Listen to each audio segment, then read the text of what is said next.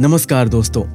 सिर्फ कल्पना कर लेने मात्र से हम जो चाहते हैं वो हमें नहीं मिलता।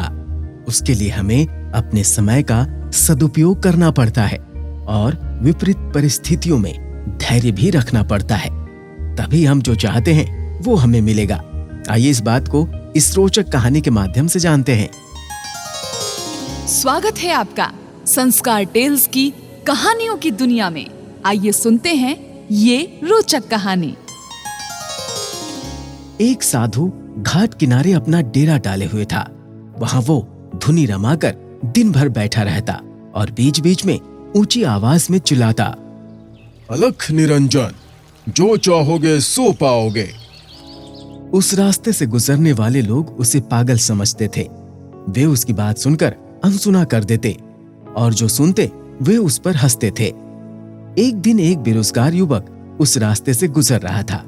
साधु की चिल्लाने की आवाज उसके कानों में पड़ी। जो चाहोगे सो पाओगे, जो चाहोगे सो पाओगे। ये सुनकर वो युवक साधु के पास आ गया और उससे पूछा, बाबा, आप बहुत देर से जो चाहोगे सो पाओगे चिल्ला रहे हो। क्या आप सच में मुझे वो दे सकते हो जो मैं पाना चाहता हूँ? अलख निरंजन, हाँ बेटा, लेकिन पहले तुम मुझे ये बताओ कि तुम पाना क्या चाहते हो। बाबा, मैं चाहता हूँ कि एक दिन मैं हीरो का बहुत बड़ा व्यापारी बनूं। क्या आप मेरी ये इच्छा पूरी कर सकते हैं? बिल्कुल बेटा, मैं तुम्हें एक हीरा और एक मोती देता हूँ।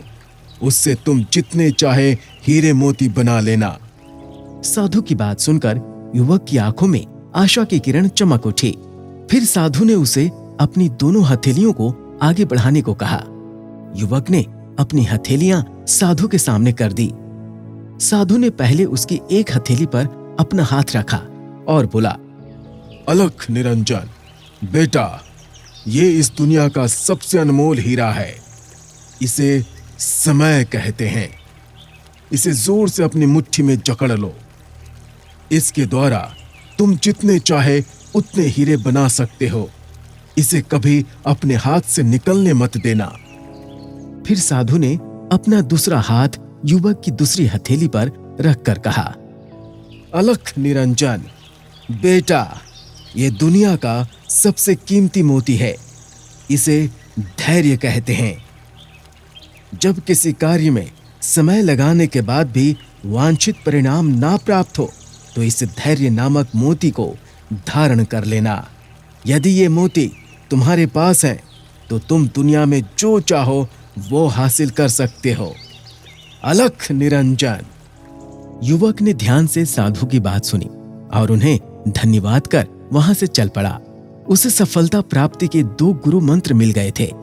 उसने निश्चय किया कि अब वो कभी अपना समय व्यर्थ नहीं गवाएगा और सदा धैर्य से काम लेगा। कुछ समय बाद उसने हीरे के एक बड़े व्यापारी के यहाँ काम करना शुरू किया।